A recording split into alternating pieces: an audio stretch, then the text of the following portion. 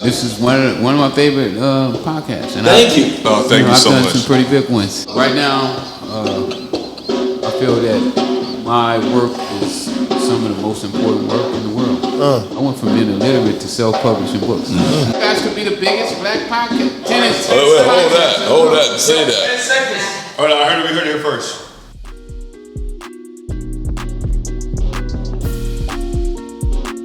Welcome to another episode of our past podcast. Where our host, myself, Roger, Coach Slinger Smith.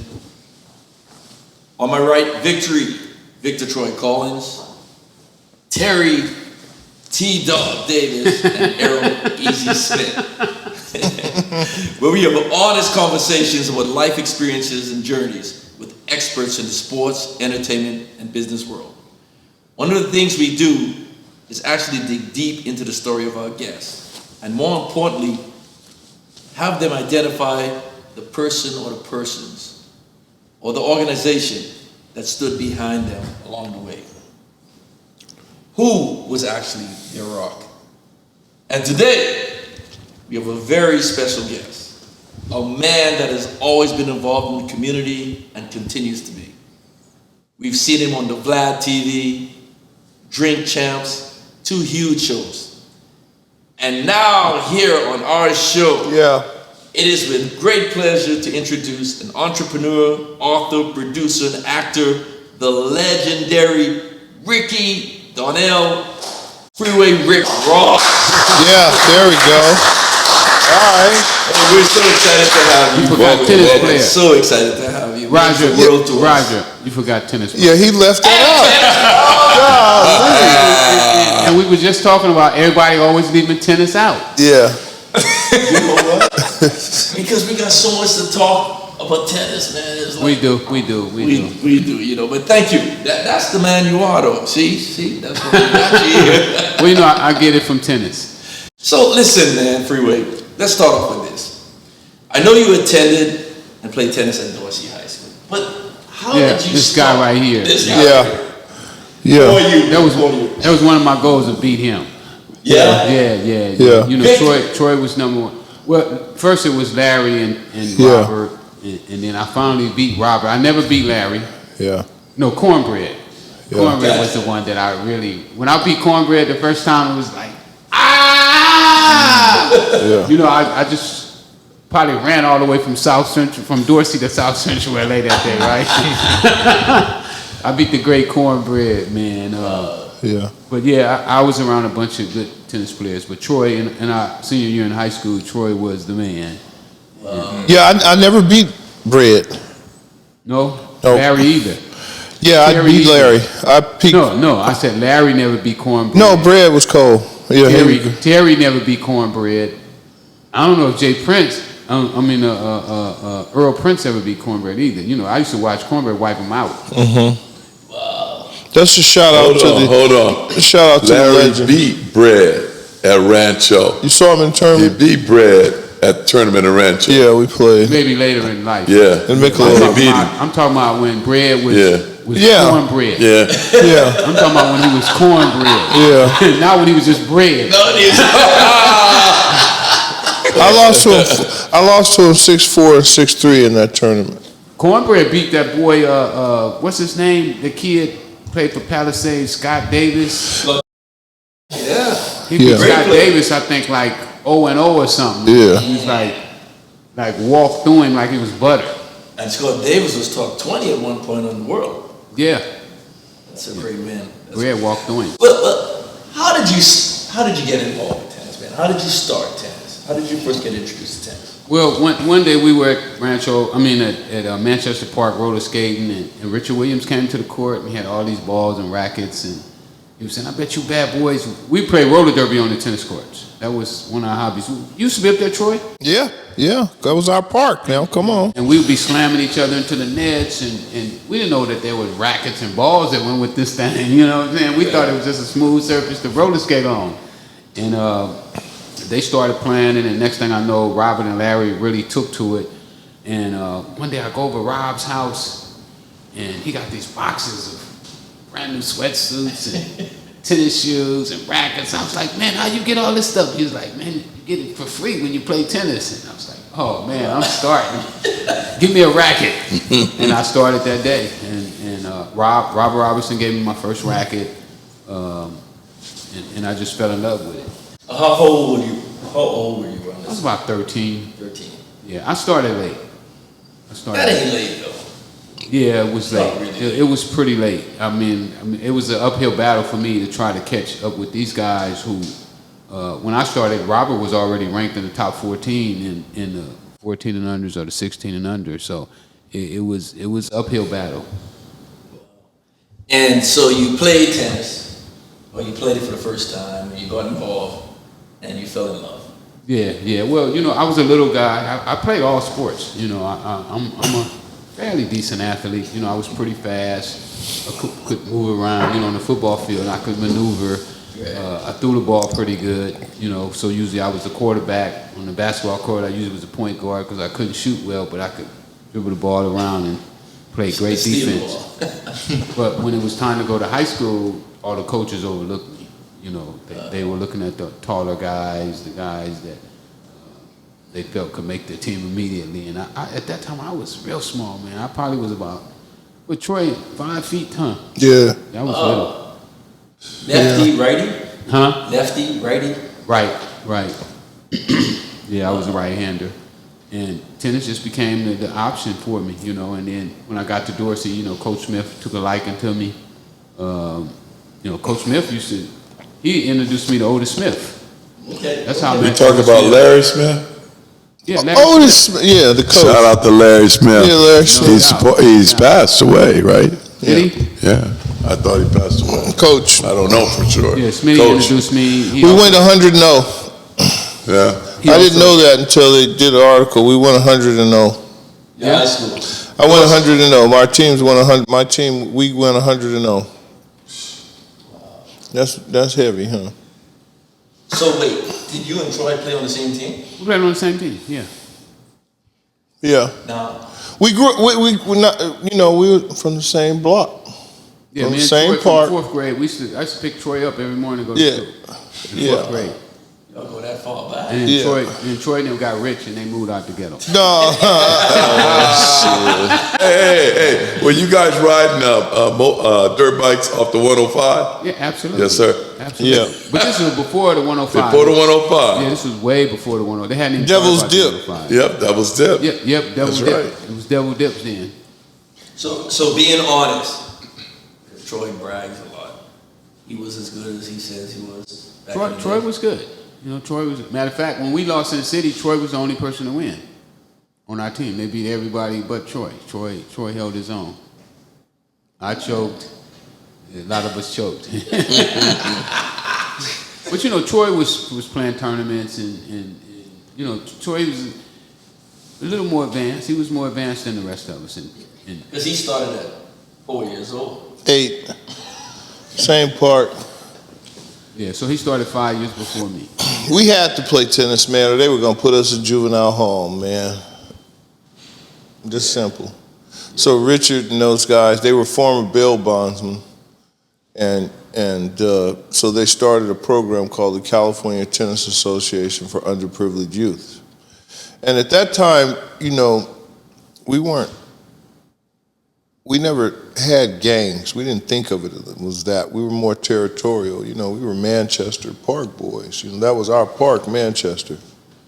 And each neighborhood had their own park.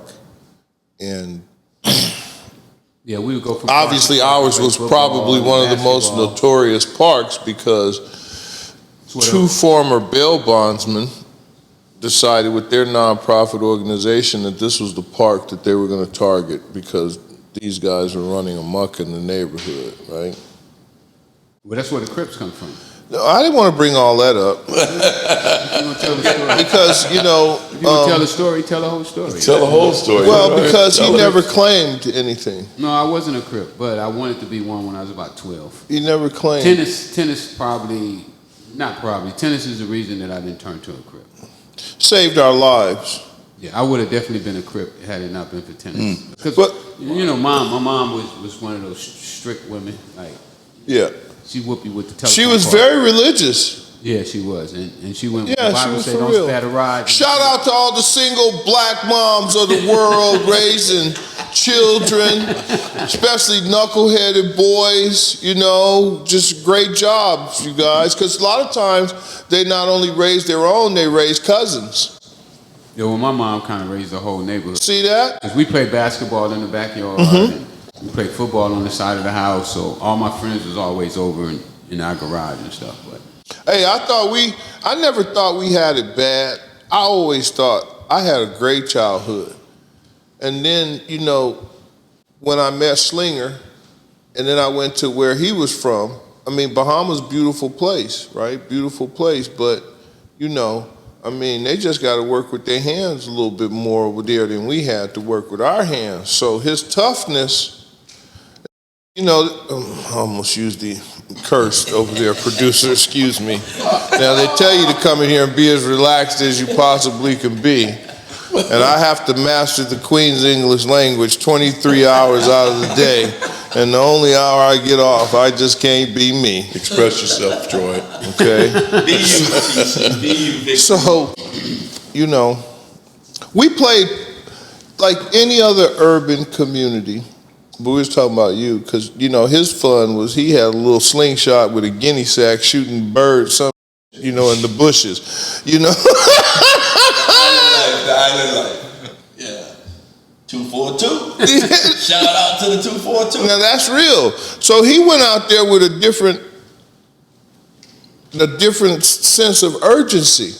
well, what I felt my problem was in tennis is that I had nobody to tell me what I had to do.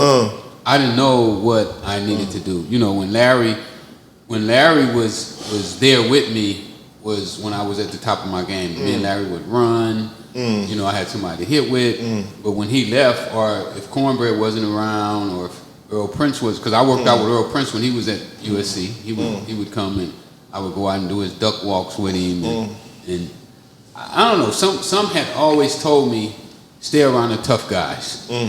You know, be around the guys who are going places, and that's what I always tried to do, surround myself with those type of people. Right. But after they left, I didn't have anybody to like say, hey, you know, you're supposed to run today, you're supposed to do this, you're supposed to do that, and that kind of hurt my game, you know, to where I didn't advance to where I think I could have. Like right now, if I was coaching little Rick, he'd be a bad.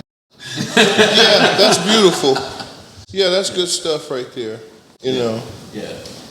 I mean, and same thing with Troy though. You didn't really have a coach like, you know, like when I would go hit with Jonathan Cannon. Right. You know, Right, of course. he had Coach Smith, his dad. I mean, we would go and they had a house that was bigger, twice the size of our house, was a tennis court house, you know, to sit down in the ground, and they would all be sitting up and they would be eating hamburgers, and I'd be hungry, right? Like, damn, I sure wish I had one of them hamburgers. Right. And when you see somebody that has all those amenities, they were paying me to come out and play with the kid, you know? Like, wow, what if I had somebody paying somebody to come and work with me? Where would my game have gone? You know? And I can relate to that because I've been in situations like that too. Trust Yeah. me, you know, where you know I was paid to go hit with players and just wish I had what they had. Exactly. So you understand? You know, Yeah. I mean, it's pretty much the same thing, you know. But we just don't have the amenities that a lot of the rich people have, and it's just a little easier, you know, when you got that money to make it on. Yeah, for sure. And when we talk about Richard Williams, we're not really talking about Serena. No. Serena's dad. No.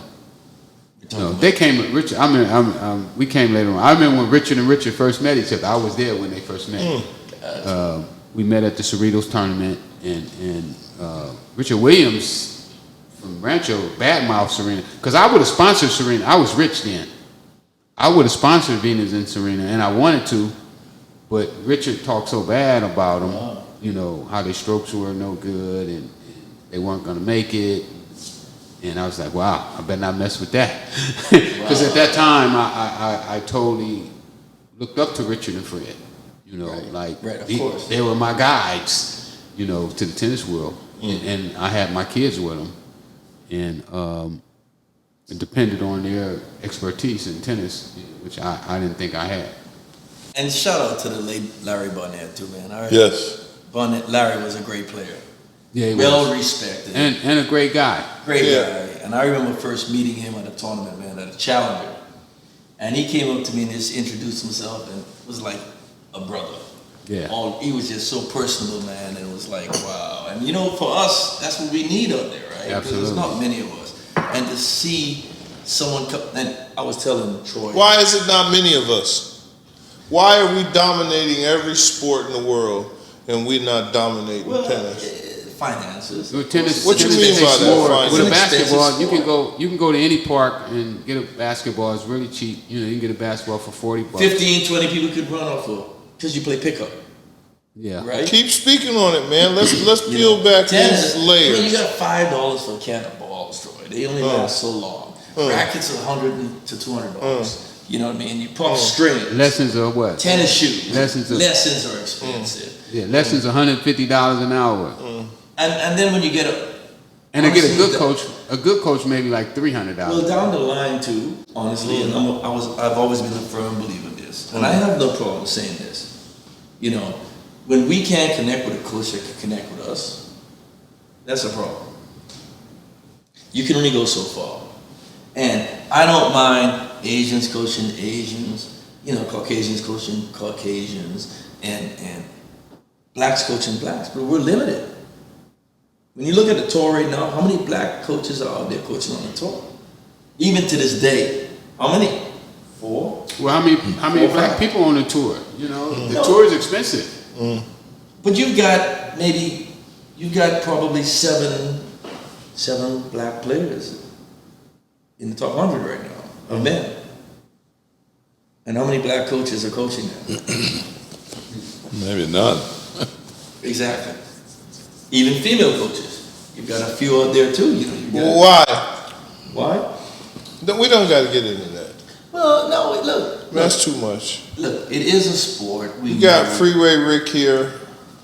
We'll get into that in depth. We'll say, But what he's saying too, though, is, but that's just not tennis. I mean, we just starting to break the football barriers. You know, way to normalize tennis it is for me. much wider than football.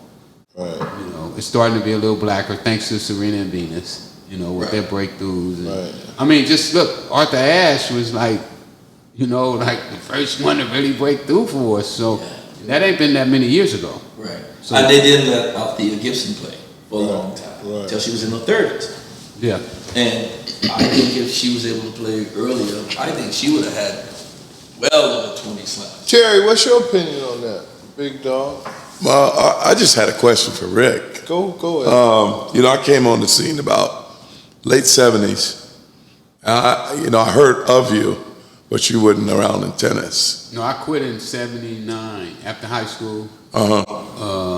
When it was told to me that my inability to read and write would stop me from going to a university. You know, I thought that, you know, if you played well enough, you could go to a university. And then when all the guys that I grew up with, you know, Troy, Larry, Robert, everybody was going to major schools, and I wasn't going to one. So I went back to the streets. Stop, but I was So- traumatized. Let me share something with Rick. I'm you. I was you Yep. because I was dyslexic. So everybody else was rolling out. I used to hang out at Rancho, sit there, wait to play. Nobody would play with me. And, I went through life thinking, reading and writing, I've shied away from it because I couldn't do it. I didn't know I had a learning disorder. So the tennis part of it, like I say, it saved my life, but it took me a little bit farther. I got opportunities to go to college.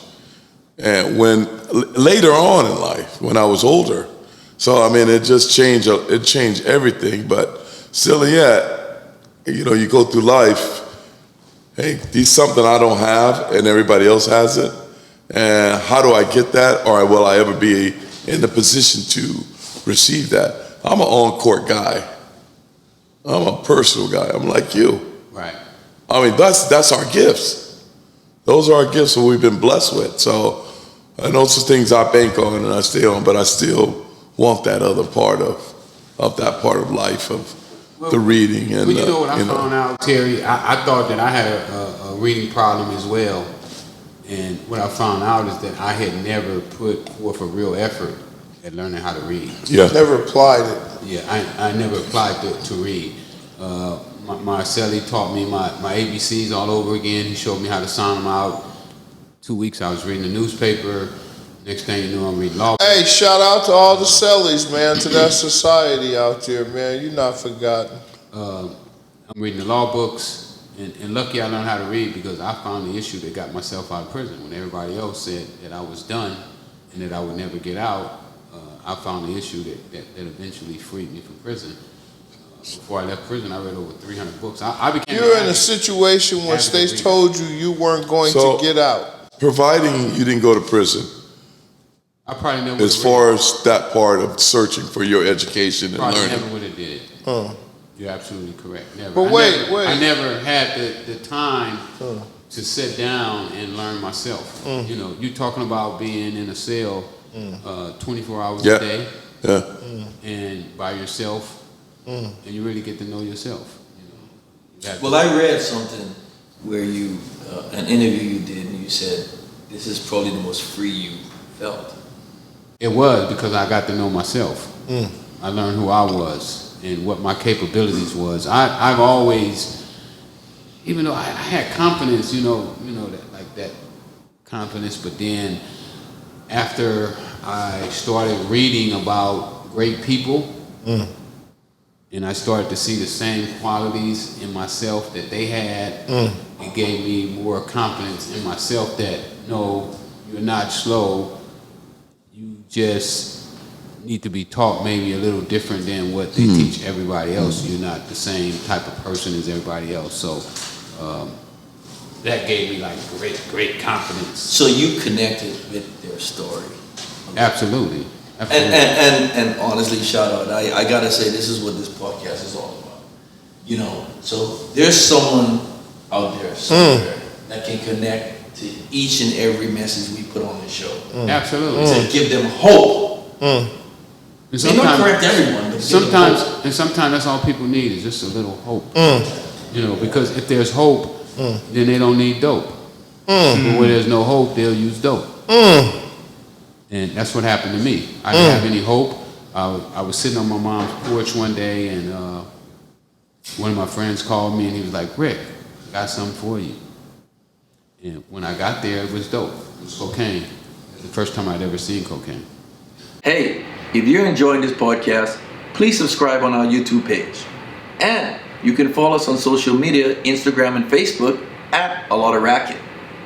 You may also visit my website, coachslinger.com, where I offer exclusive content, courses, one-on-one sessions, and more info on how you can join our community of tennis enthusiasts. So welcome back, man. We're back here with the man, Freeway Rick Ross. The real Rick Ross, I should say, right? It don't matter, man. But we left off, listen, we're talking about no hope, no dope. Yeah. You were in the middle of saying something about, you know, you gotta have hope. Yeah, I mean, when you look at the inner city communities, you know, all around the country, I mean, right now maybe even worse than when we were coming up. There were no jobs, unemployment rate was sky high. You know, like right now, the word in corporate America is that blacks don't like to work. You know, we're lazy, we're dumb, and those stigmas have a way of sinking in, and people start to act out. You know, I'm really critical about the rap industry because I believe that these guys are the teachers, and the corporate America is telling them what they want them to rap Pushing about. that narrative. So they're pushing that narrative. Even, you know, we got guys who rap, who got college degrees, but they play like they high school dropouts. Mm-hmm. They play like they got convictions and never been arrested. And I think that that's feeding into that narrative. It's deceit. You know, that the world is starting to have of African Americans. You know, they mistreat their women. They don't take care of their babies. You know, they don't want a better life for themselves, and all that's BS. You know, because most of the things that we do, I mean, we all make mistakes. Yeah. But at the end of the day, we want for ourselves just like everybody else wants for themselves. I want to touch a little bit, Terry, also on, you talk about dyslexic and you talk about whatever you want to Illiteracy. Yeah. Illiteracy. Because when I talk to you, knowing you, I don't see it. You know, how do they label you as dyslexic and illiteracy? And then look at what you guys are doing. Look what you guys have become. Just look at it. I mean, it's like amazing. I'm learning from you. I'm learning from you. It's not the stereotype. Like, you reading don't make you a great person or a bad person or a good person. It doesn't. That's not what it does. It's just, reading is just something that the system has came up with. It's a form of communication. But it's not the only form of communication. Yeah. Absolutely. Right. You know, we communicate. Like Terry picked up communication skills probably to a higher level than people that can read because he had to. Because you know what we're great at is called visual learning and audio learning. Because remember, in our slavery days, they took our ability to read and write away from us. So there are different learning, types, and one of them is visual learning and obviously audio learning, and then there's kinetic learning. But even within that, Troy. But my whole thing is, even within that, people learn different anyway. Yeah, different learning. Yeah, and more importantly, the Most High is gonna fill in the gaps. You got everything you need. My mom used to tell me, in spite of, right? In spite of all these so-called whatever there are deficiencies or whatever, I really don't believe you have any. I think everything balances out and equals out. You have to institute the intangibles: willpower, dedication, determination.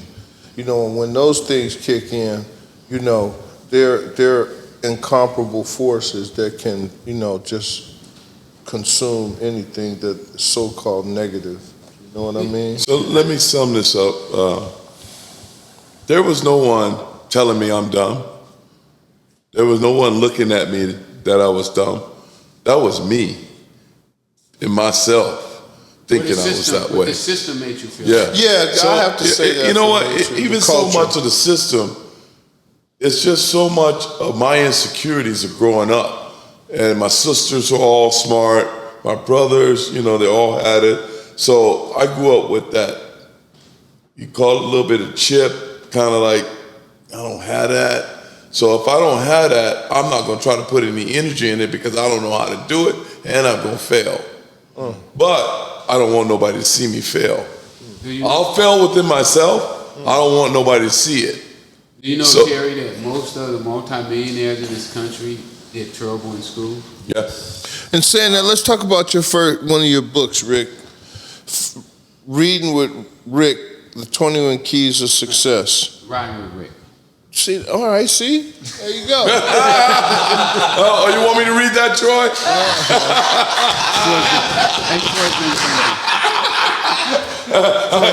My dyslexia would turn that word around for you.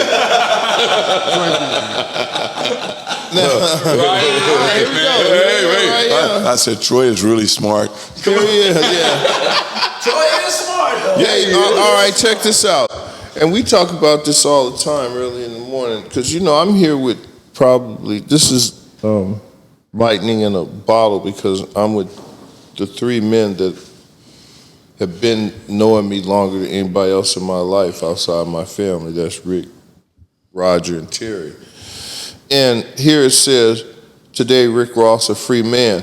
And I told him, you was in prison physically, but I was in prison in my mind. Yeah, a lot of people. I left the school. I left the progressive all-black high school with all my friends. Half of them dying. They going to jail. I go to a school with 37,000 white folks and 200 blacks. You know, and so I was traumatized. I didn't have my friends anymore. You know, because there's strength in numbers. You know, and you know. There was so much power in our block where we came from that I could walk around the neighborhood with a tennis racket and wasn't nobody gonna say nothing. You know, and I contribute that to Rick, my older brothers, and them. You know, I had a past, even to this day. So I was able to maneuver in an ocean of violence, gang violence, and all of that, but because I had a past, because of who I was affiliated with and who I knew, it was, you know, but once I got to college, you know, it was, I was traumatized, you know, all black church, First AME church, black Jesus, black everything was black, was beautiful. I was gonna be the best, you know. Black tennis player ever. Well, I was the best black, I mean, you know. I won the ATA. Matter of fact, I got a win over Roger Smith at the ATA. I got my championship. Second time. I was champion. And me and Terry won the ATA championship, and it was dedicated to Arthur Ashe. So, you know, I'm, as far as being satisfied, you know, I'm a black, you know, being a black champion, and that's kind of hard for people to understand because they'll say that's limited. You know, oh, why you be a black champion instead of a world champion? Well, I was quite, you know, there is black tennis out there. It's very big, and I'm very proud to be a part of that. You know what I mean? And but yeah, man. When I used to dream when I'd make the Masters that Rick and the homies could come over here and watch me play. I mean, it was, you know, I would call him. They didn't understand what I was going through. You know, and it was extremely. I suffered loneliness until I met you and Terry. It was very lonely. There was a tremendous struggle, and I had nothing but adversary relationships.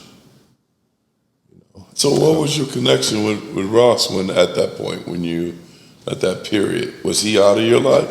Well, he went to jail. I came home once, tried to go to the jail to see him, you know, my naiveness. I didn't know all the you had to go through, man. I thought I could just go to the jailhouse. They said, you can't see him. Right? And, you know, so I was lost, you know. And, you know, sitting in jail, you wonder what your friends are doing. You know, like, damn, what are they doing? You know? Yeah, I was lost. With Troy, with Larry. Yeah, I was lost. What was they doing? So yeah. One thing I want to ask us is, why did we choose tennis? Because is our personality type geared towards an individual sport? Because obviously we could have excelled in any sport we chose, but why did we catch that tennis bug?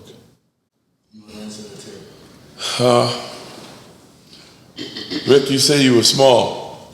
I weighed 95 pounds in 11th grade in high school. Damn. damn, you smarter than That's small.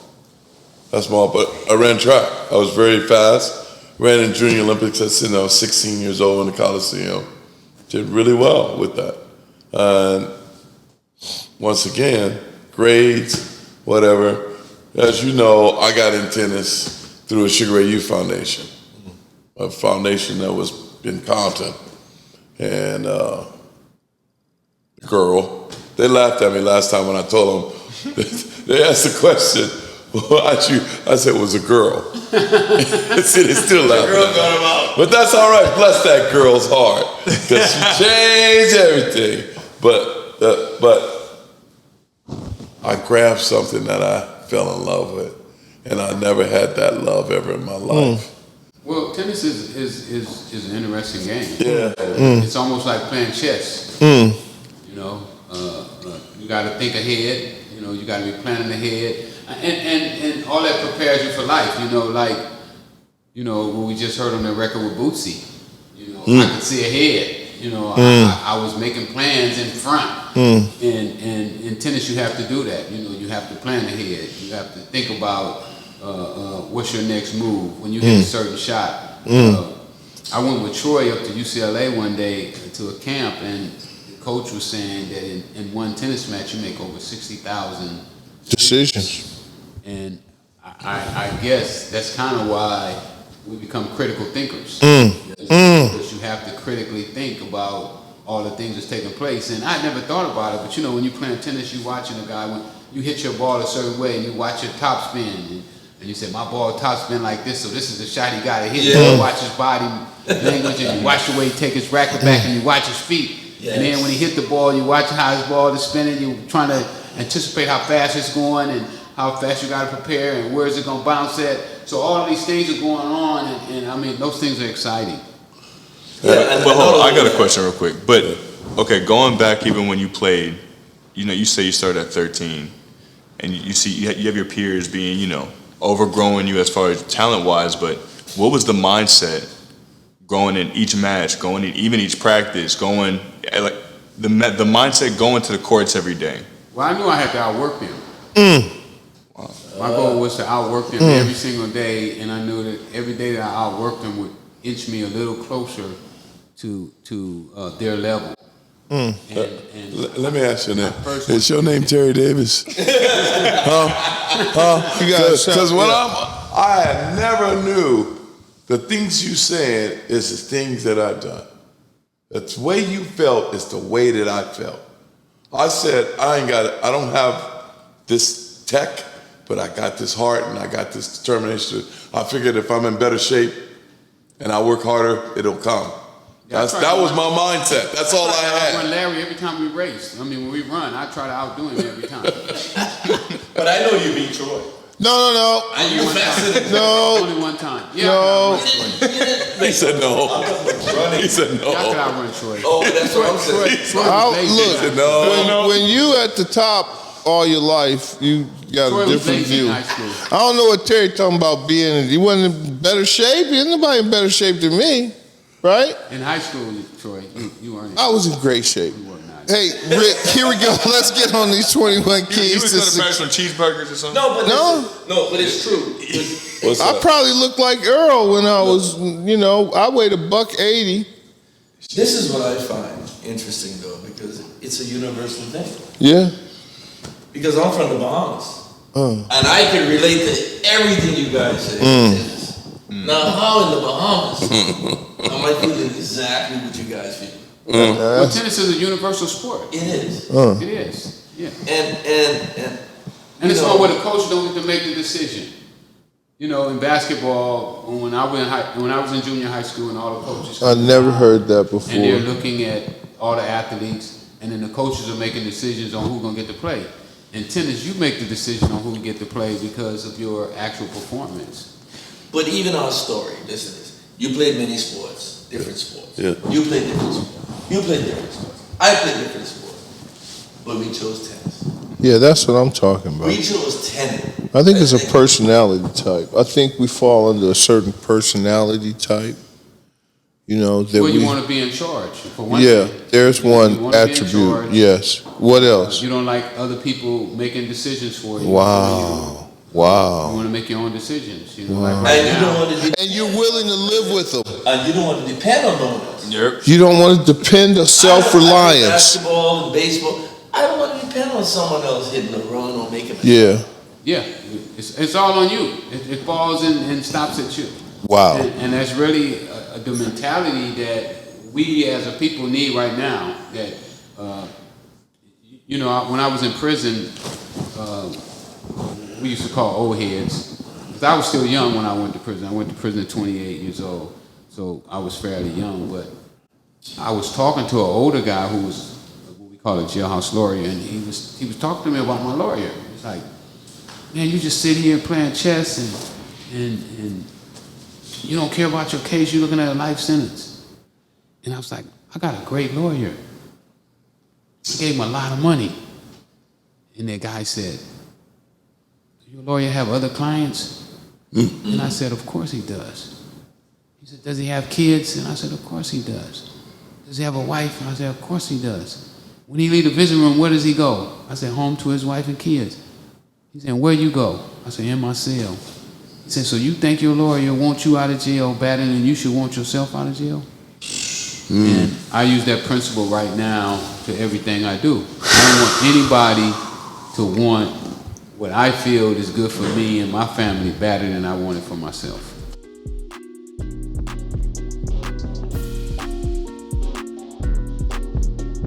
Brother Rick, we were talking earlier, man. Something stuck on to me about tennis. You told me that you use your tennis philosophy in everything you do in life. Absolutely. Brother, hit me on that. Talk to me, man. Wait, before you do that, I just learned something about myself. I've been using tennis philosophy. Give it up. Thank you, brother. Thank you. Man, we trying to get it. Hey, listen. Come on with it, man. I tell my kids this all the time. I used to practice with John McEnroe like 2-3 times a week. Yeah. And I was young. Yeah. And I just wanted to out-hit him. But the way John McEnroe practiced, he would go hard for 10 minutes, talk for 20 minutes. Hit hard for 10 minutes, talk for 20 minutes. And being ignorant and young, I wanted to just out-hit him. But the best thing I could get from him was what? His mind. His mind. That's deep. And I tell my kids this all the time. If you ever get a chance to play with a great player, it's not out-hitting them or whatever. It's understanding how they think, how they handle situations, decision-making, so forth. So, my man, making your decisions based on tennis, enlighten me, please. Well, I mean, some easy ones right off the bat. When I started selling drugs, the first thing, tennis players don't use drugs.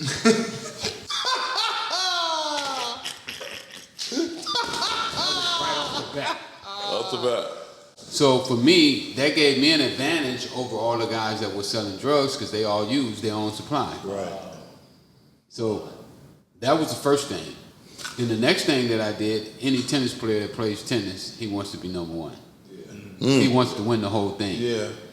I wanted to win the whole thing. I didn't want anybody to be bigger than me, better than me in the game. And I take that same mentality to whatever I do. The other thing I learned from tennis, if you do it wrong, hit it again. You know, work on your backhand over and over, hit 100 backhands, 200 backhands till you get it right. And I learned that from tennis. When I was going to school, I thought, well, just pray hard, and one day you're going to wake up smart.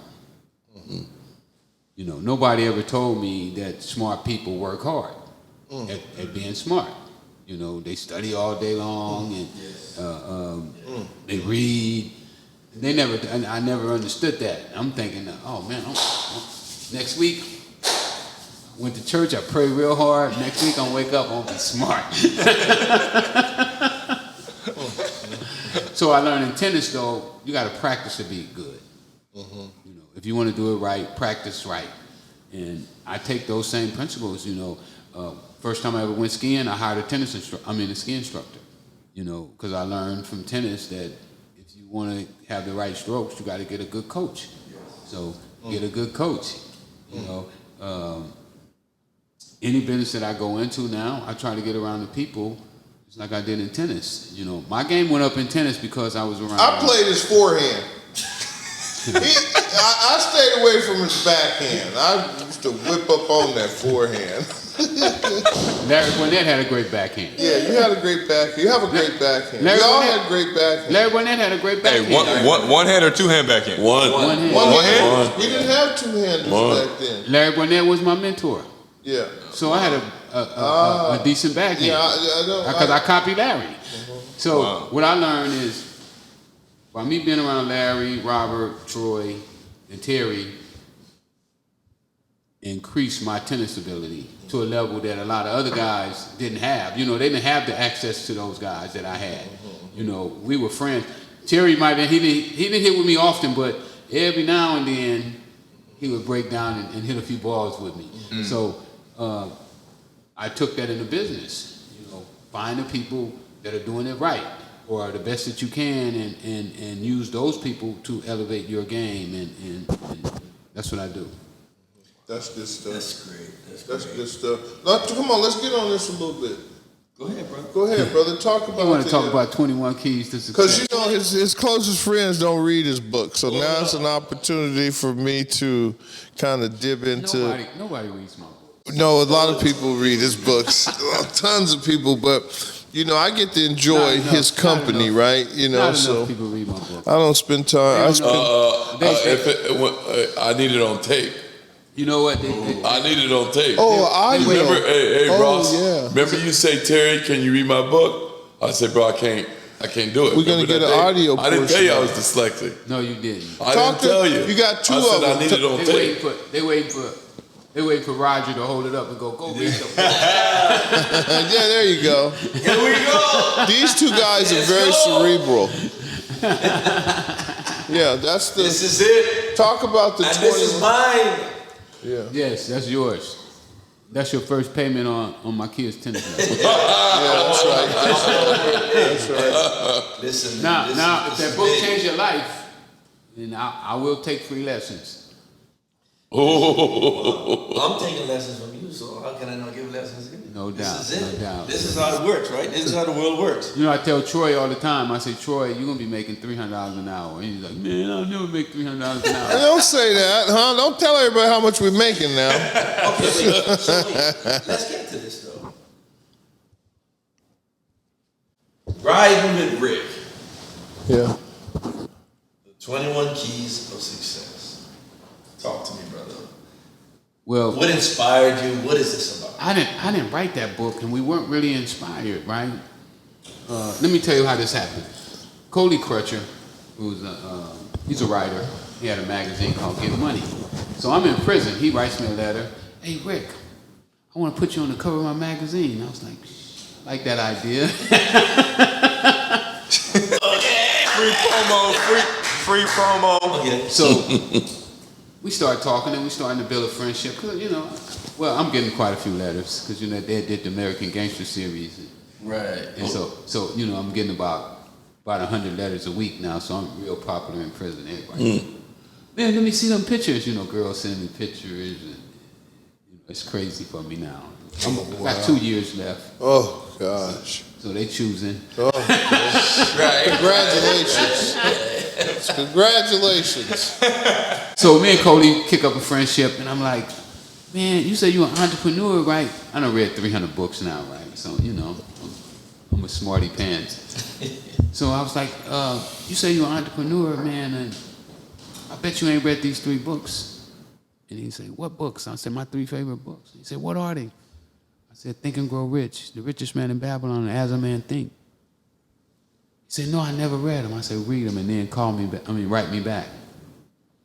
So he read the books, and he's like, oh, man, you were right. Them books is fire. So I get out of prison 2 years later. We've been writing, talking on the phone back and forth for 2 years. So he sent for me, come to New York, buy me a suit. And we do the photo shoot, and we go around and doing appearances and whatnot. And I get ready to go, and he was like, man, I don't want you to go. I was like, man, I'm on parole. I gotta go, brother. So he asked me, could he come to LA and hang out? And I said, yeah, come to LA and hang out with me. I don't care. I don't have no friends anyway. Cause I didn't know what Troy was. I don't know where Larry is. I don't know what Coach Smith is. Right. I lost contact with everybody. You know, 20 years gone, out of sight, by myself. So it was great to have Cody to ride around with me. So he's riding with me every day. I'm going to meet with the founder of William Morris Endeavor, Ori Emanuel, Jeff Bird, and Spencer Boomer. Because when I first got home, they all thought I wanted to sell my rights to my movie and my book. So they were all trying to give me offers. And he's writing. Every time we go, we get in the car, and I'm seeing he's scratching on this paper. I was like, what are you doing?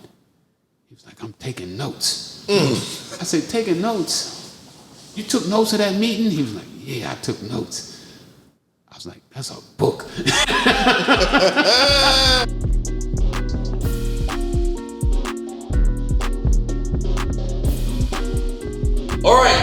So we're back with the man, the legend, Freeway Rick Ross. The untold story right here on this book. So listen, we're talking about the 21 keys to success. Yeah. Finish talking about that story. Then we're gonna go into your second book here. No, that's the first one. That's the first one, the autobiography. I wrote that one when I was in prison with a life sentence. Okay, well we're gonna finish with the second one.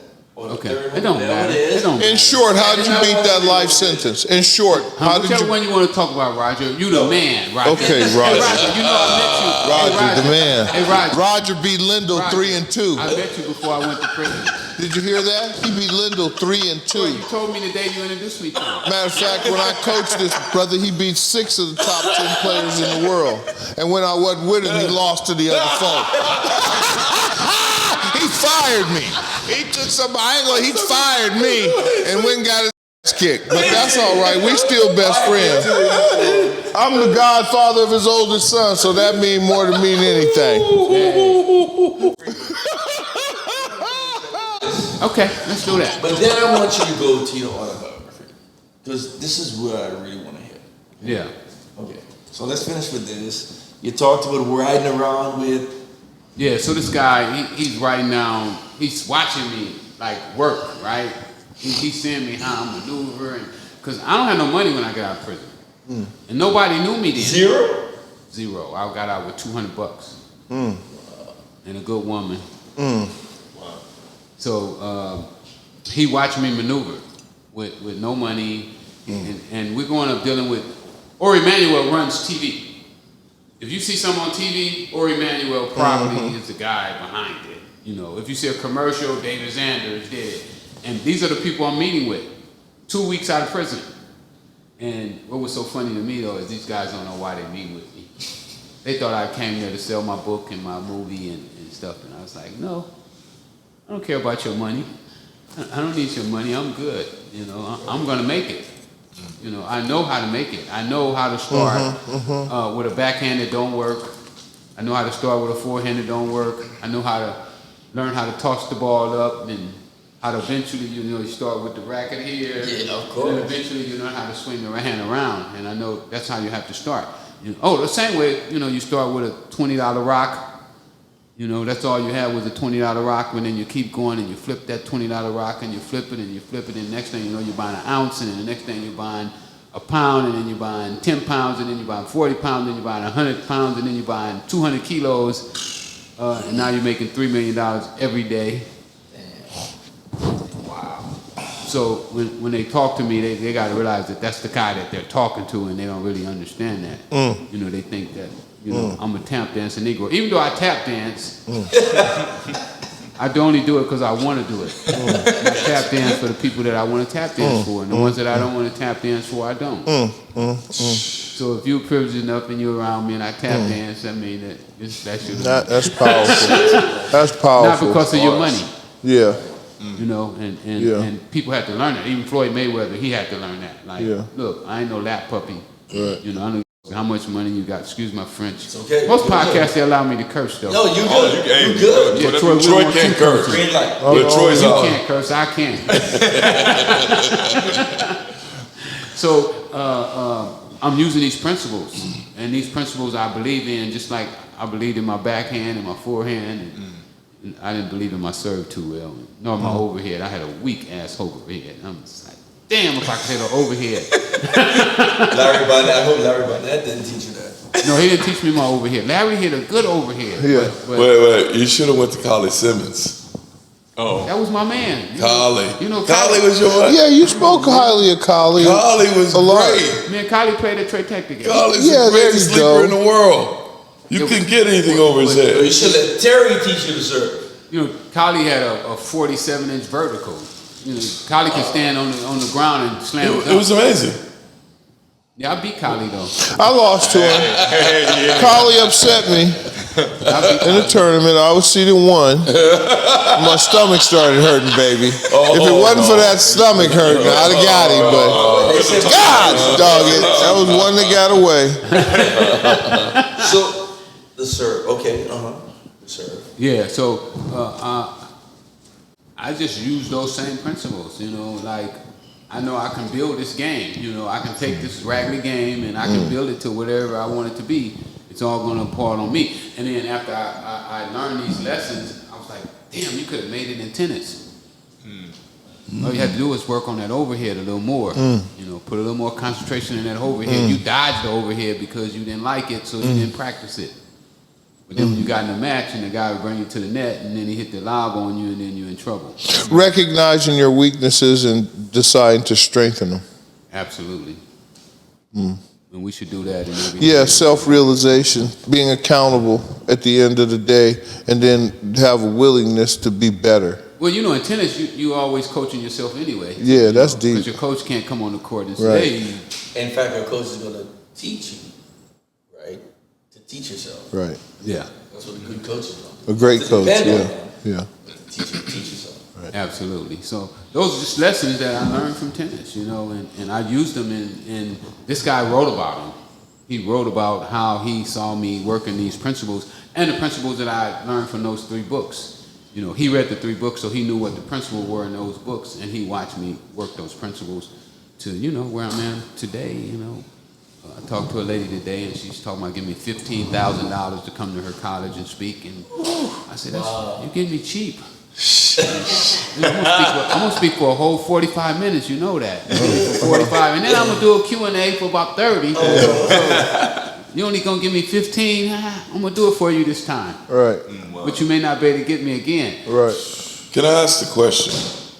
Probably a lot of folks want to ask, and a lot of people want to dig into this. No.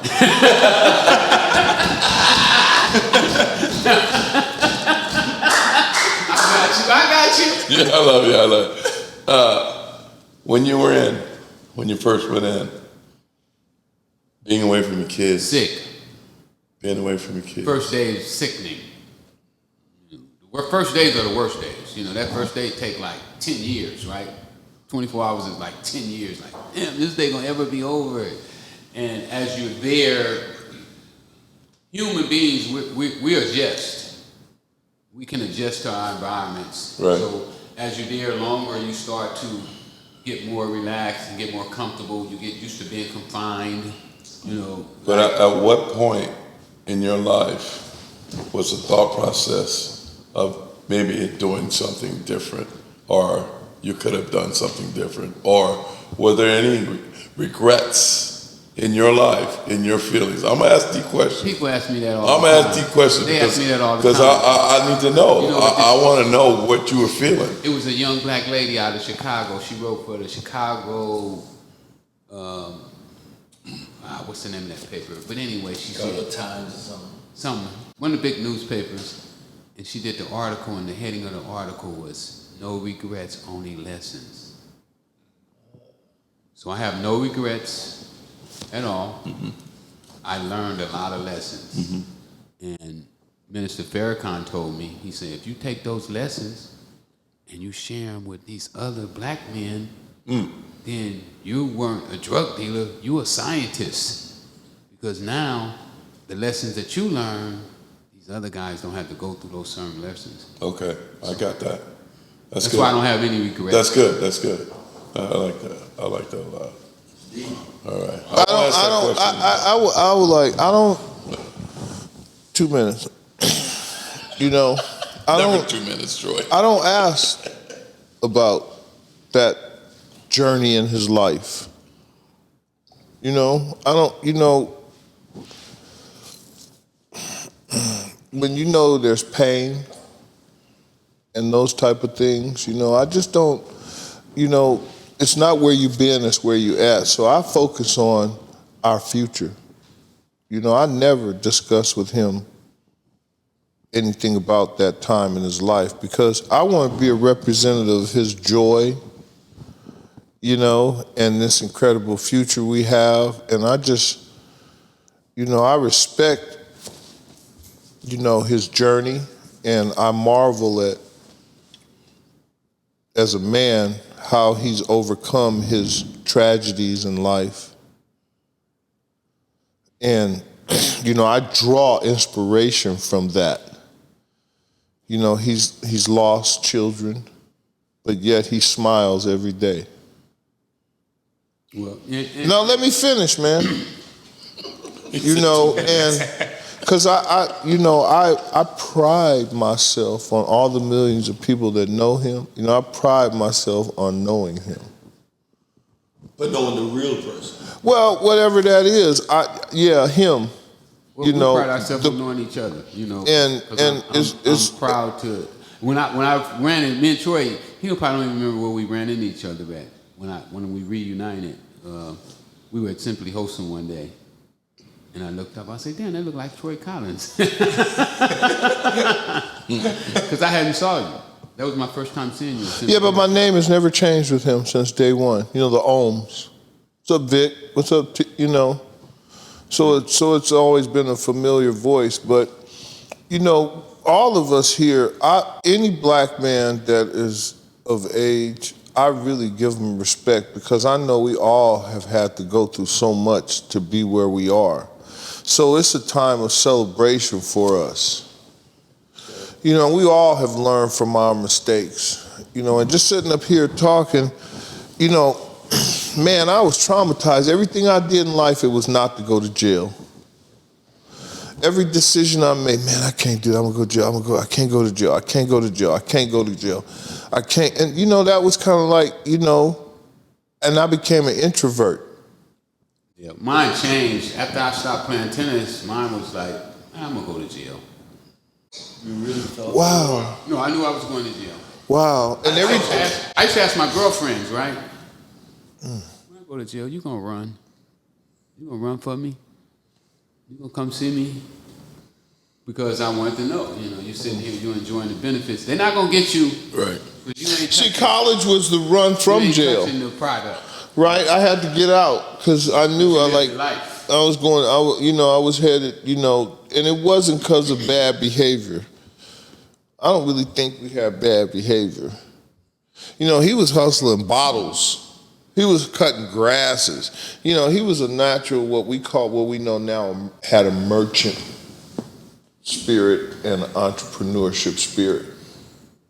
It's just that he found a commodity, right, or a product that per unit he could maximize his dollar, right? So that's kind of the business genius. And with blacks in general, we don't have product. You know, we don't have a homeland that we can call back and say, hey, those grains that you guys are over there growing, Interesting. send them over here to us, we can sell them. Importing and exporting. So we don't have We have what they gave the you. resources. What they gave you. They didn't give us nothing. No, they gave you They that. gave us hell. They saw, and we had a long talk about that, because you know, white folks is masters at studying. So they watched everybody in the hood, and they said, who is our best candidate to push our product? He's not gang affiliated. He doesn't believe in violence. He's a man of diplomacy, business first. And they said, we're going to use him. He's our strongest candidate. Yeah, well, that's one of the things that a lot of You dig that? people You guys, wonder, right? how can I run a business, as they said, in the article you just read, that's normally You're going to sit up there and say $1 mayhem. billion in sales, and they don't know who it is, right? They took the smartest of the smartest. The one that didn't have you know, I ain't never seen him drink. I ain't never seen him smoke. He's lived a life of total sobriety. What kind of is that? So when I ask him that question, the answer that you give is going to help thousands of Yeah. people to know where you are now. Yeah. No question. So it wasn't a question of, you ain't got no grass. It wasn't that kind of question. no, I didn't take it like that. It was a bit deeper for everybody else. I You know didn't what I take mean? it. I didn't take it like Okay. that. Yeah, All right. yeah. Well, Freeway.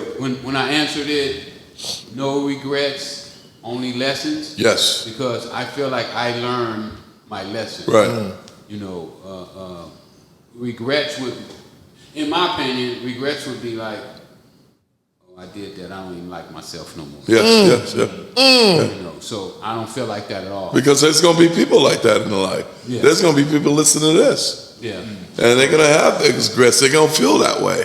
So Well, there's that whole. they got to forgive themselves. Yeah, And move on with Yeah, their life. You know, yes. 'cause when I look at what I did in the past, that's my history. Yeah, But now I'm writing the future. yeah, See, I write my future out. I dictate what I'll be doing in the next 5 years, in the next 10 years, and how I want things to progress from here on out. I already made those mistakes. Those are Right. the mistakes I made, Right. and nothing I can do about those. I can't take them back if I wanted to. So to sit around and be like, oh, I wish I wouldn't have did that, would be a waste of time.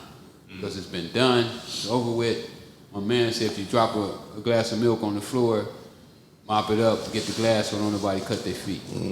So that's the way I look at life. I'm moving forward. And this is where I'm at right now. Where is Freeway at right now?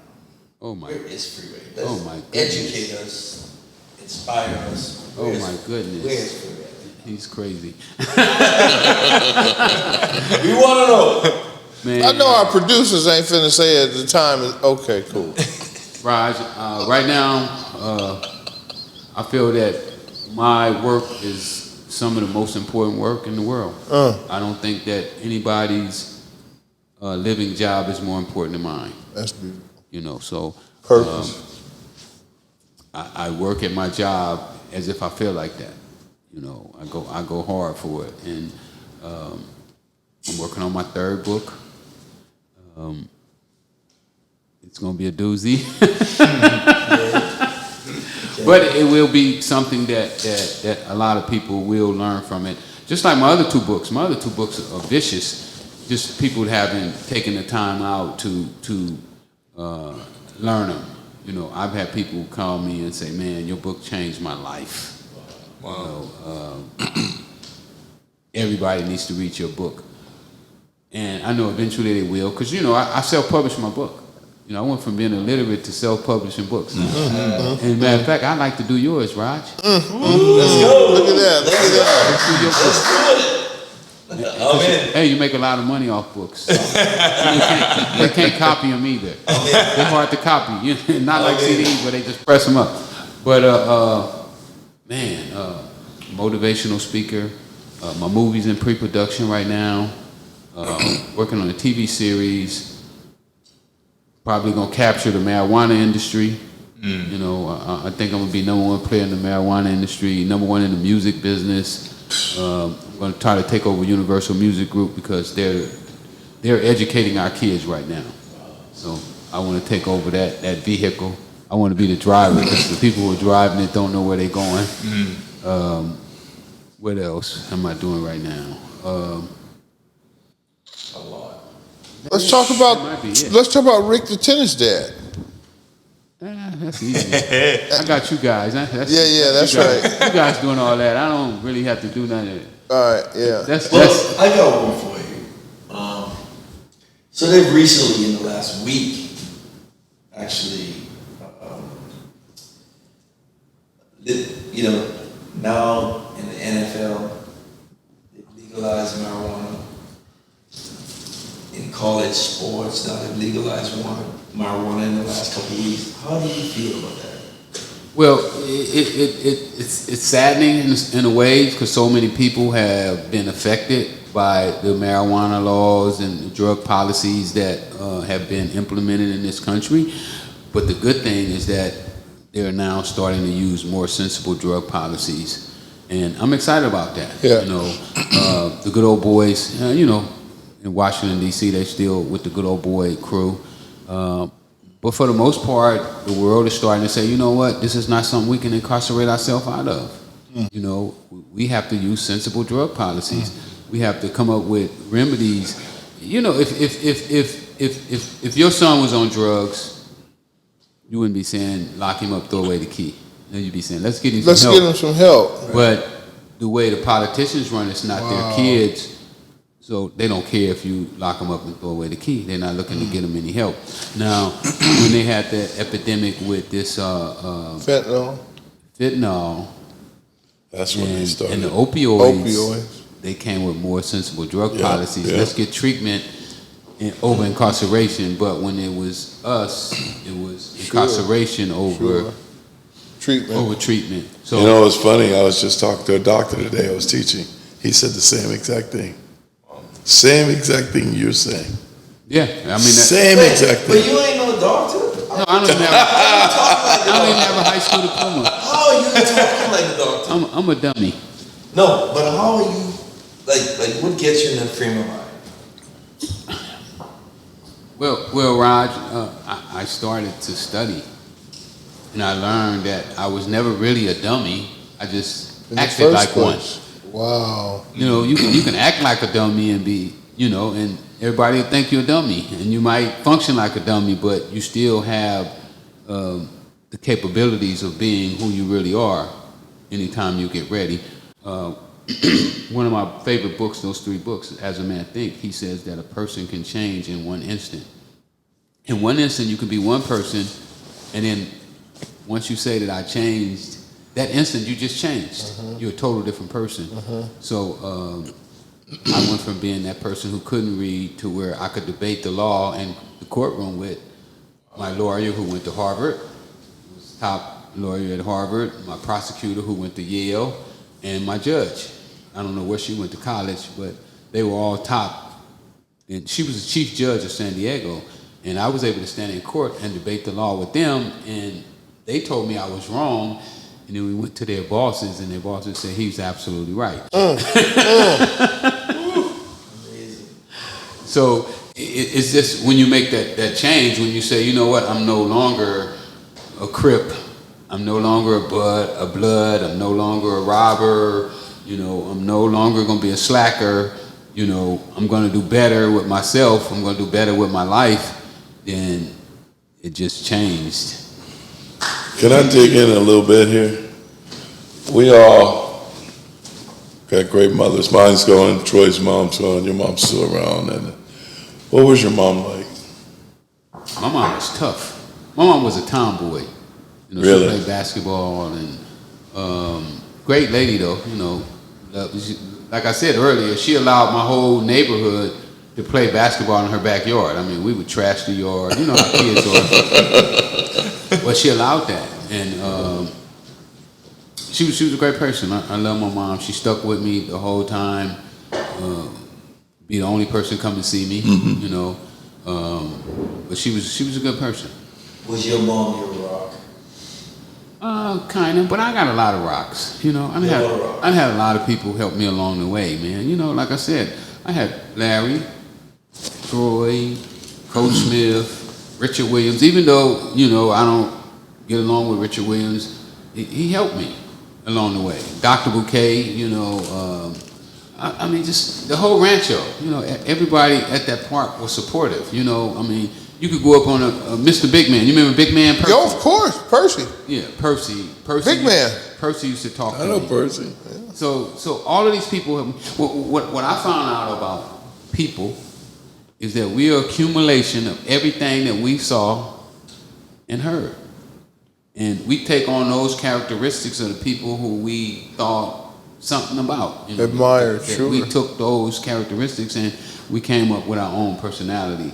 And that's what I think when people say be your own person is when you accumulate all of these things and that creates who you are. If there was one thing you could say to them all, So is this would it a be? closing statement? To all of the people who have helped me in my life, yeah. thank you. Yeah. Thank you for being a part of my life. I mean, and not just them, but everybody that for me, I look at this as like a big dream. And all of you are in my dream, and you guys make my dream fulfilled. And without you, it wouldn't be a me.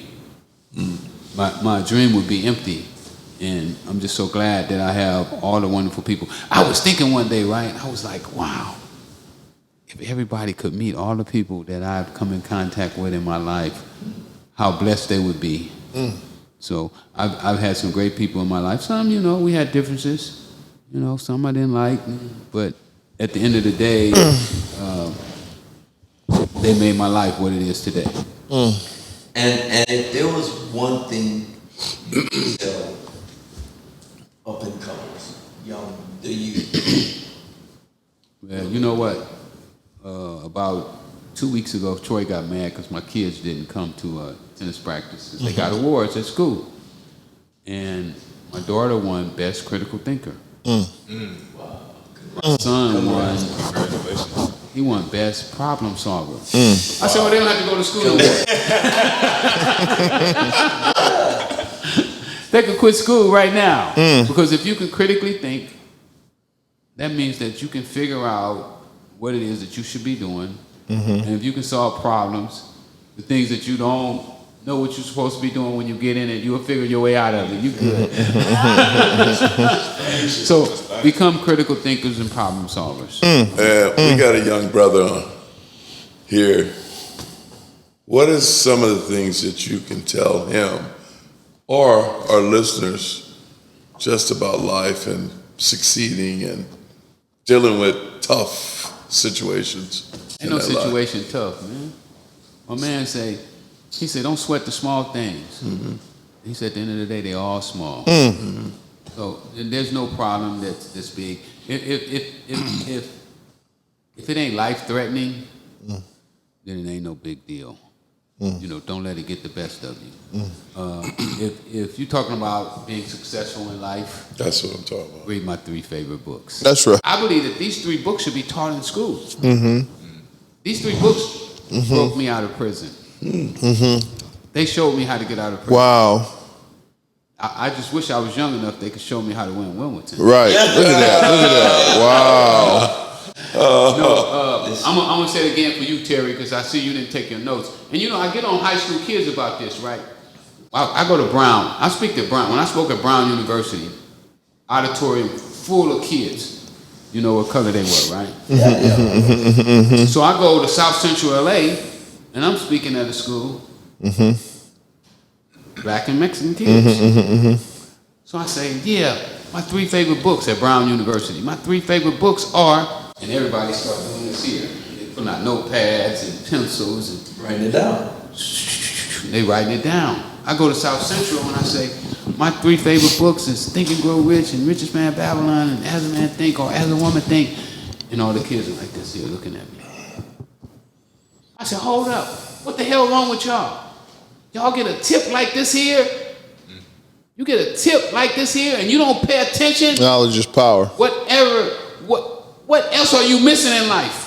What other opportunities have you squandered that come to you and you didn't take advantage of? You get a guy that they pay $7,500 for 45 minutes and he come and talk to you and you don't even write down the information.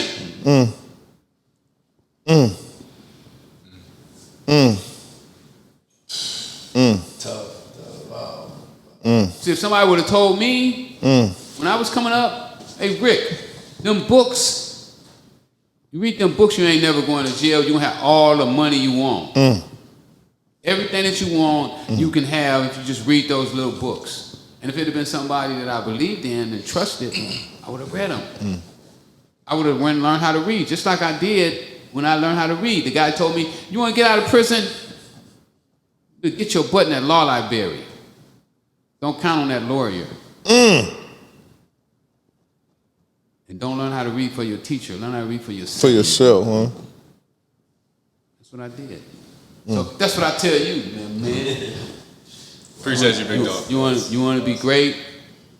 Let them books help you. And you might say, oh, man, ain't no books going to help me hit no tennis ball. I'm saying, I don't know about that. See, them books made me get up every morning at 4:30. No matter how cold it was. Sometimes I get on the pull-up board and my hands would be so cold. 19 degrees, you start freezing. You get on that pull-up board, what some books told me, oh, you want to be in great shape. You want to get out of here.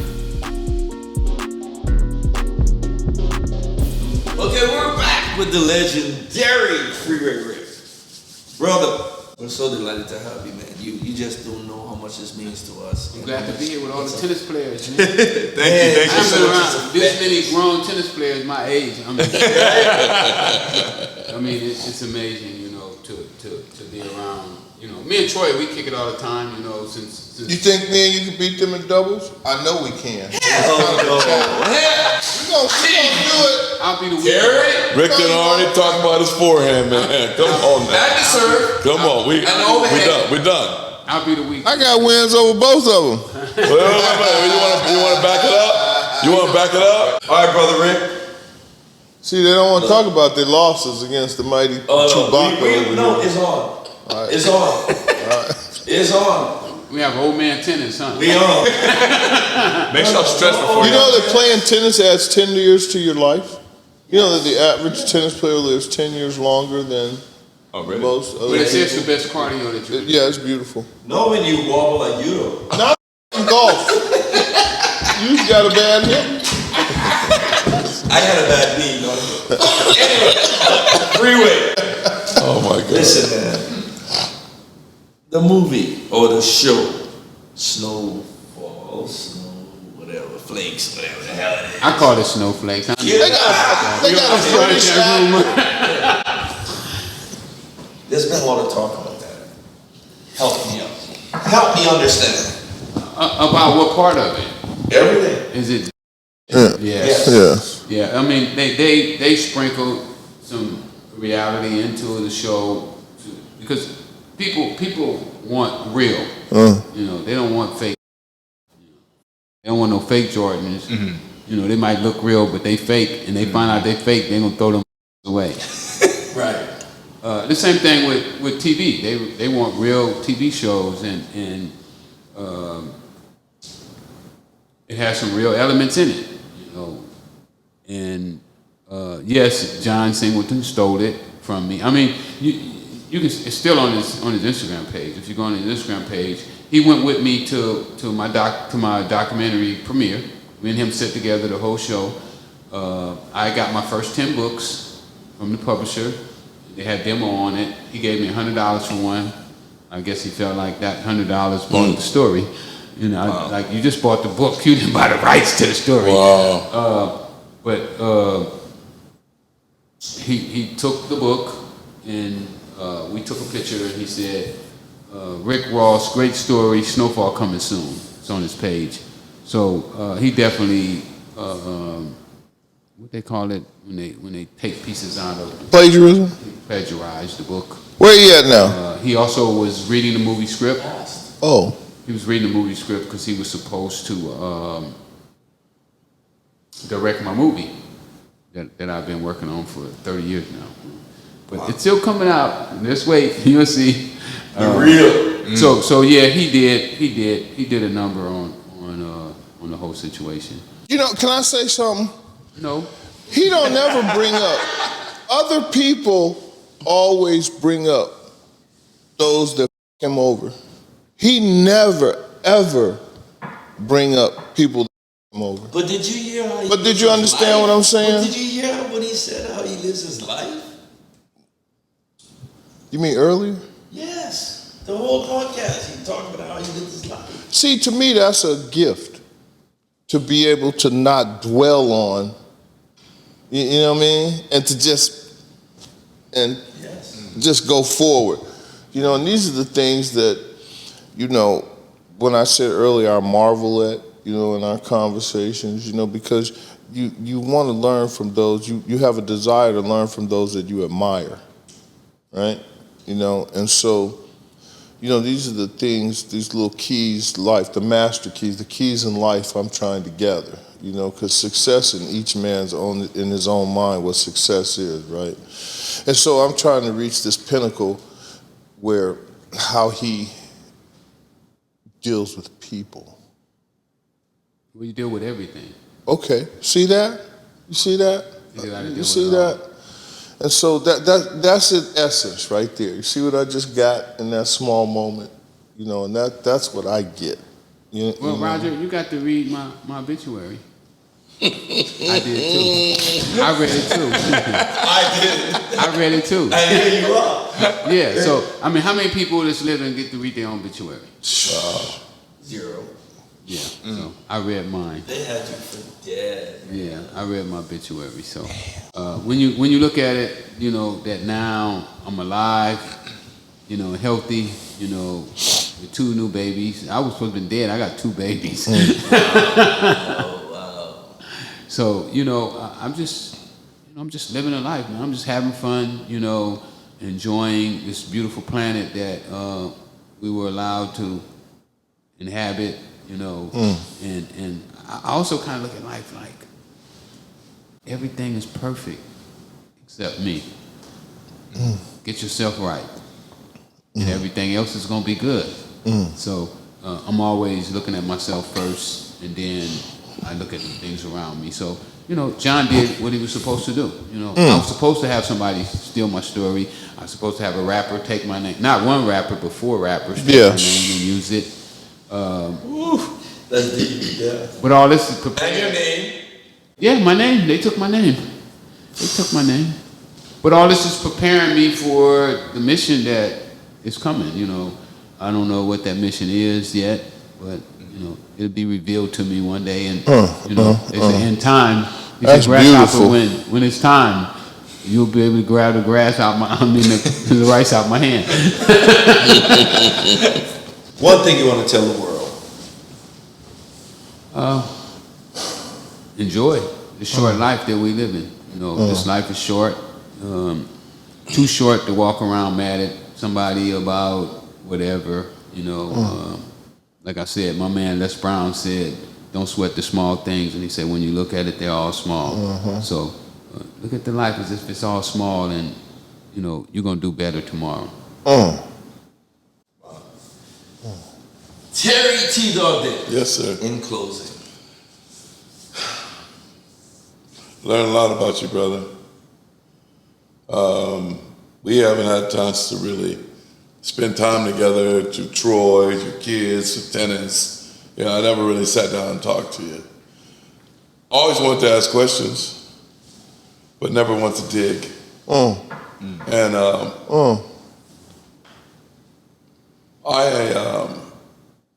was close to Robert Robertson at one point, and I always wanted to know about you.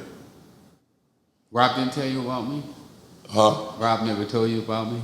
Rob told me things of you, but never in detail. Your price is way too high. You need to cut it. Them prices, instead of $13.9, they was going for $9 a bird. I mean, you know, he greedy. He want it all. He dropping them at $9. No, I just Okay. being in the game, he would tell me that he couldn't trust anybody. It was getting kind of tight because I remember I used to go over there, talk to him, give me a little something, and but he's feeling it. He's feeling it. He was. I think I don't know, being in the game and people coming around you that you do trust, but you don't trust them. You don't know what's going to happen, and I think he was in that mode. So he kind of kept everybody a little bit. Yeah, Rob like went this. through a little different stuff than I did. Different experience. Yeah, he had a little different experience. Yeah. And you know what? I admired him as a great tennis player when he was playing all of y'all cats. Because that's how I was. Well, you didn't see Robert when he played well, though. I saw Robert. No, you missed it when he I played. saw Robert. No. I was around before you even knew. Remember, he was out there watching us. I was always watching. What year was you coming to Rancho? When I was sitting on the bench thinking I had next. What year? I always like on the feel basketball somebody's court. watching. What year did you I was think that there was? about 70, 73, 74. You was there then. You know, I was always watching, always. Because Robert really stopped playing in his 11th grade year. He wasn't playing like he was Before. that. Robert was special too. When he was around in 11th grade. I mean, he used to get Terry Fitz, and then Lefty. and then Larry called him in the 11th grade, and he couldn't beat Larry anymore. And I watched the whole thing, you know. I used to be mad about that situation. I used to be mad about the Minority Tennis Association. Because Minority Tennis Association was only one person, and that was Larry. And when I was in Hawaii, I didn't have no money because I went with $100 and a one-way ticket for 5 weeks. I called Wanda. And I said, Wanda, I don't have any money. I'm here. All our money's gone to Larry. And Jeff Caparda was a guy who heard me on the phone. I got you. I had nothing, you know. You left. I don't know if you left. That was Texas you left. But it's just I was mad because we played in all those tournaments. We supported those tournaments. We played on the center court to raise funds for Larry. And there was no funds for anybody else of what I thought. Did you get any of those funds? No, I always felt when I was eating Vienna sausages and starving that the last two people I wanted to call was my dad and Rick. Because I didn't want to feel like, and you told me not to cry, so I'm not going to cry, but I did not want them to see that I was struggling and I needed their help. But they both were there for me. Yeah. And if I did need help, they helped me, and when I did need help, they helped me. But I did not want to be like everybody else, because when you're the man, everybody got their hand out. And we didn't have that kind of relationship, and we still don't. So I didn't, he helped everybody in the community and outside the community. It's amazing how the money actually circulated, right? Because how many guys did he put in drug rehab? How many funerals did he pay for? How many moms' rent and mortgage did he pay for? How many people did he buy cars for? How many, and still doing to this very day. Well, when you drop that kind of money, what happened is all of a sudden you have this cash influx coming into South Central. $1 million a day, $3 million a day sometimes. It changes the economy. Everybody starts to eat off. Yeah, when I came home, he took me, he said, come on, T, let's go. So he showed me how they were bringing about $60,000 a night. And then when I came, next time he said, I'm having problems because they hitting them. Oh, the police had started. They started hitting them. See, when they started hitting his houses. And then when we were at the tennis place, he would come up there, he'd have one car, about $3 million, and another one, and another car, and he had to drive around with the money. And he'd say, T, I'm running from the police. I said, well, we all know that. He said, not them type of police. They want this money. So that's when the undercover, he invented the undercover car.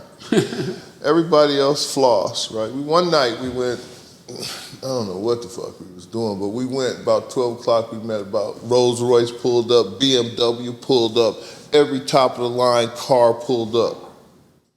Now he got he in his mommy name, he got a station wagon. He said, sit in the car, Vic. He never let me get out, stay in the car, keep an eye out. He go meet with these guys, right? Then he come back, I told him they flashy, they gonna get caught. And these cats 12, 1 o'clock at night rolling up and, and they do the do. He never let me get dirty. He never let me and Larry or any of the guys that, he never. No, Rob dove in. I ain't talking about him. I ain't talking about Pookie. You say he dove in? You and Pookie were entrepreneurs anyway, though. Rob dove in. He dove in. Me and Ricky, me and Larry. He started late. And we were simple-minded. He started late, but he dove in. We were simple-minded. We didn't have no business sense then. Because he felt, Rob kind of felt a little sense of entitlement. Really? Yeah, Rob had a mother and a father. Yeah. Rob was great in baseball. He had dirt bikes. He had all that. In Lancaster. Don't talk about that. Don't talk about that. Yeah, don't talk about Rob that. had mother and a father. Mother was a school teacher, and his father had a great job too. Yeah. So they were. We thought they were kind of. As Lil Durk said, don't do that. Miss Ring didn't like me either. Miss Ring didn't like me either. We're talking about drugs and everything else. Don't talk about the police. Talk about the police. But anyway, I didn't cry. Troy, we about to wrap up. Let me say this. We gonna wrap Let up. me say this because, you know, I'm an enigma in the world. You know, you the only one. Everybody else, you know, I was a beast. I eat you alive. I take your heart out. You know that. You know where I come from. But these, what'd you say? According to who? Well, you know. Not Rick. You know what he used to say? You know what he would say? When I coach him, we going around here, all these white people. Now, don't kill them, Troy. That's what he would say. I said, okay. You know, I was a necessary, you know, when I coached him, and I tell his sons this all the time, it was a different relationship. He needed a pit bull out there. He figured it out in tennis. He didn't need me as tennis, you know, in tennis. He handled his business. You know, all the other stuff going around, just kind of like being a force field out there where he could just focus on tennis, you know, his tennis. So that was kind of my role, you know. So anyway, you know, I get to be around, once again, 3 guys that I've known all my life, you know, and I really haven't let anybody else in, you know. And so for me, it's kind of like lightning in a, you know, this magical moment. You know, because I deal with you guys individually, but to have all 3 of you here collectively together at one time, you know, my life is more magical than it's ever been. My vegan food getting cold. What you say? My vegan food getting cold. And you know what? Last year, you know how we pride ourselves on work ethics, right? You know, and getting there 15 minutes before everybody and the last one to leave. You know, when I coach his kids, but last year, man, this brother showed up you know how we are every day, 7 days a week. He didn't miss a day. You know, every day, 2 hours a day, right there, boom, boom. And that was impressive, you know, work ethics, to say, damn, he on this grind just like me. But that, I guess, kind of transcends in everything you do, you know, that grind and that work ethics, you know. You gotta grind.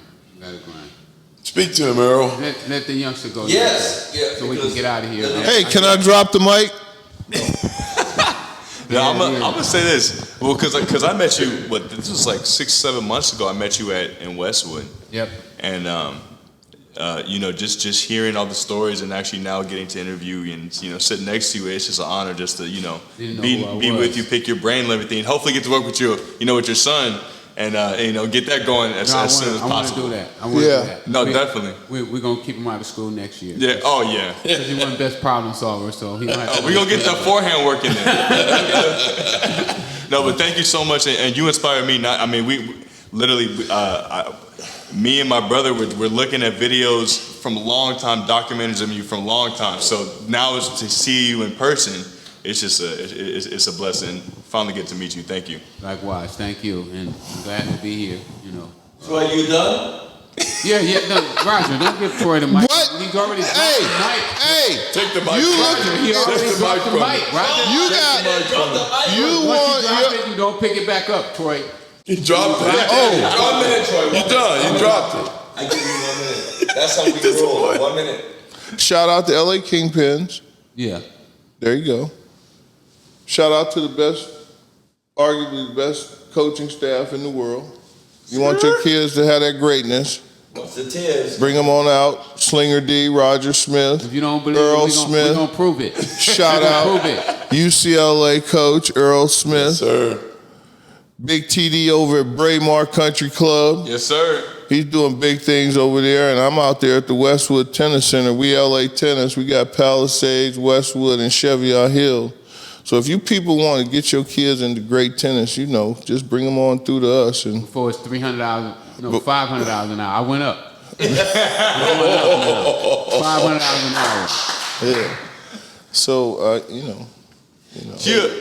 I want to give a shout out because there's a tennis facility in Inglewood, and it's run by Dorsey, and there's a lot of good things going on over there. So 40 Love, shout out to 40 Love. All right? Listen.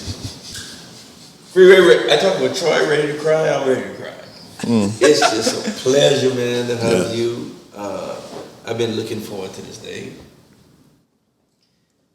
just your inspiration, the way you look at life, the way you just take on adversity, the way you take on everything that life has to pull in front of you. It's just a lesson to learn for everyone. And you know, I've been all around the world. I've met a lot of different people. Yes. Don't come much better than you. Thank you. Don't come much better than you. Your message is really, really inspiring and touching, and it can go on and on. And I really want you to come on again at No, we will. some point, because there's so much more to it. But I just want to thank you so much for this, man, and I don't know what else to say, man. I'm just blessed. Thank all the people who touched my life. Look at that humility, man. And that's life. That's and I'm on the road to humility. hey, man, that's my mic. See that? Drop your mic, dog. I'm sorry. Come on, Slinger. Love you, man. Appreciate you. I'm here whenever. Don't say that.